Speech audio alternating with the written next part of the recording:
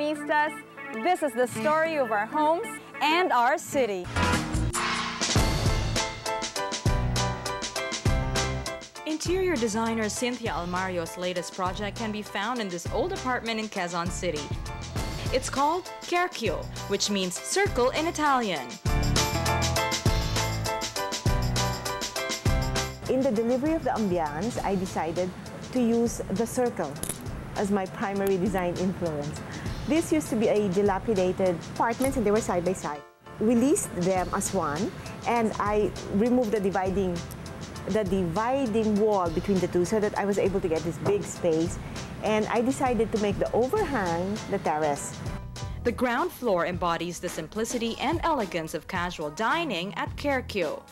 Repeating patterns of circles are found in its interiors, including the walls and columns. Well, as you can see, it's a contemporary. I did straight modern lines. I used my favorite element, which is I always do wall-painted elements, and this time I had these circles painted onto a gray surface. And then this is another element that segues to this. If you're going to look on the outside, I did more circles, which in my mind replicate creeping plants. So instead of having ivy going down the wall, I said, okay, let me research and do a mural that will simulate a creeper in a modern sense. This is my favorite design element. So there are actually more than 25,000 of these little pieces. So they labored a long time to get this completed, but I think the results are worthwhile, don't you think? And I think it's so apropos because it allows the sunlight to be filtered. At the same time, it's a nice design element. I had PVC pipes spliced, put together, and they sort of resemble the breezeway tiles of the 50s. Except, of course, they're not breezeway tiles because actually you have glazing in front of it because of the air conditioning. I usually don't do powder rooms fronting a restaurant, but given that this is an old building, I had to put my powder room here. So I just thought, okay, I'll make it a lantern. I'm going to make it my art wall. So I looked for a black and white photo that had an infinity effect. The artwork is printed on sticker, and the sticker has to be frosted. And so it conceals the restroom.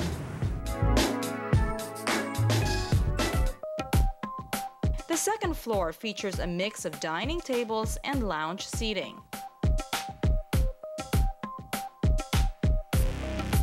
And this is my favorite area in the lounge.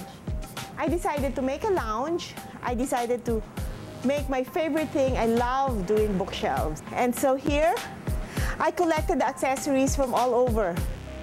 The white lounge chair that you saw is a bit mid-century. And yes, you're right, it's oversized. It can sit too comfortably. The rest of the furniture has a mid-century vibe. So it's a juxtaposition of slim, sexy furniture and oversized banquettes. It also has a private room, an exclusive lounge with seating for private functions. It sits 12. It can sit 12 to 16 people, as you can see.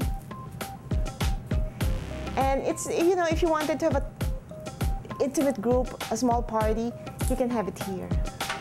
It's a fantastic feature. This whole effect only comes out when the sun goes down and the lights, it's backlit, so the lights are, I guess when everything else is dark and it's backlit, then you can see the effect. And I love this. I got this in Hong Kong because I thought that the kiwi pattern that's there kind of picks up the pattern on the lantern. Okay, this is where we think that most people will hang out at night. This is what we wanted to deliver to them as a space for them to linger after they eat. They can have their drinks here, they can have their smokes here. We invested in a Lexan covering because we noticed that the weather has been so unpredictable lately. And again, we have the combination of the big, fat sofa and the sexy mid-century tulip chair and these nice shag pillows.